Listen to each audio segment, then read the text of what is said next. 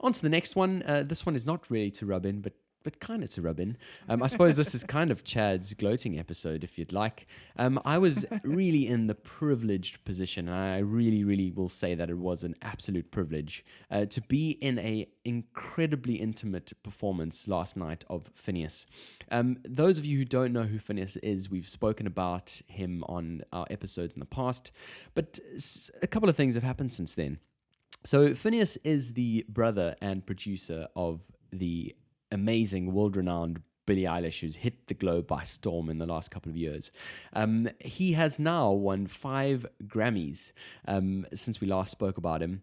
And he's also got his own solo artist career, which is on the up. And this performance that I witnessed, they're currently in London at the moment for a promo tour for the new James Bond single. And basically, this was him squeezing in the only solo performance of his throughout this tour. And obviously I was working at the record label that he is signed to. Obviously. And that's how I got this amazing privilege. Right time, right place, literally on the last day of my contract. It couldn't have been more perfect. I honestly, it was amazing. So he came on, did 5 songs. I was within a couple of meters of him. And just a couple of observations. He was incredibly polished. Now, whenever I've watched some of his videos in the past, obviously he's really young. He's 22 years old. Really, really mature for that age. But some of the videos that I've seen on YouTube in the past have obviously been at the early end of his career. And, you kind of see a fumble here or there. And now he is this absolute polished professional performer, which is actually insane. I didn't hear one vocal crack, nothing like that. He's got an amazing vocal tone, is able to captivate an audience, really, has this insane connection with everyone there. He literally made direct eye contact with me pretty much every single song.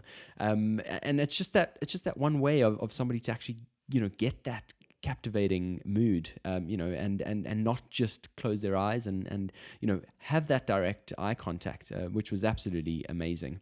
And what I found really cool as well is he had some really great things to say about the label, about AWOL. So that's the label that I was at. It stands for A World Artists Love. And it's an independent label. They're really just trying to challenge the music industry, try to make the music industry work for artists. And he said things like, the label lets him keep right to his works. The label isn't strict with their A&R process. And so he literally just sends through a master of whatever track it is, and it just gets released. And for me, an artist to sort of come in and speak about their label, you don't really see that often. And so it also, for me, just talks a little bit about kind of humility on his side.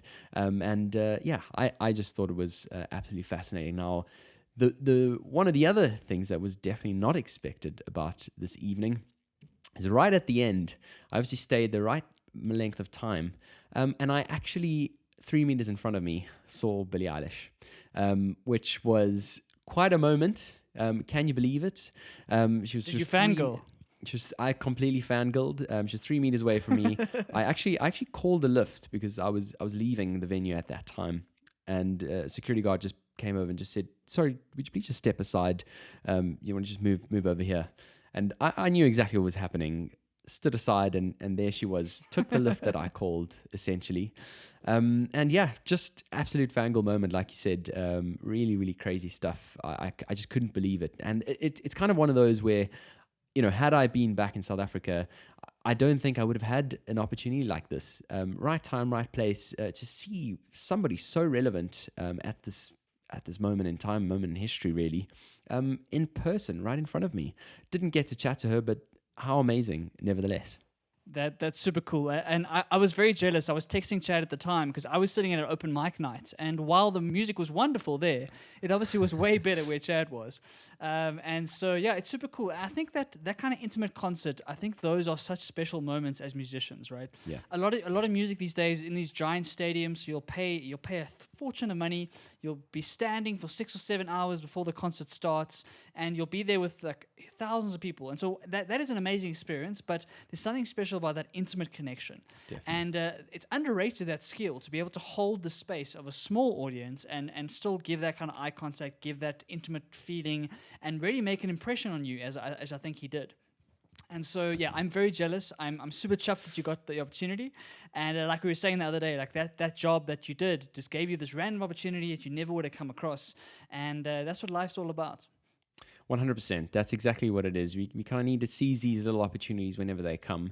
And yeah, I mean, looking back at this, I have no doubt 20 years time, talking about this crazy moment. And it really is that. If you look at I mean, what are the actual chances of catching his sister, and also this really rare opportunity to catch him. And I'm still of the opinion that he's about to explode around the world.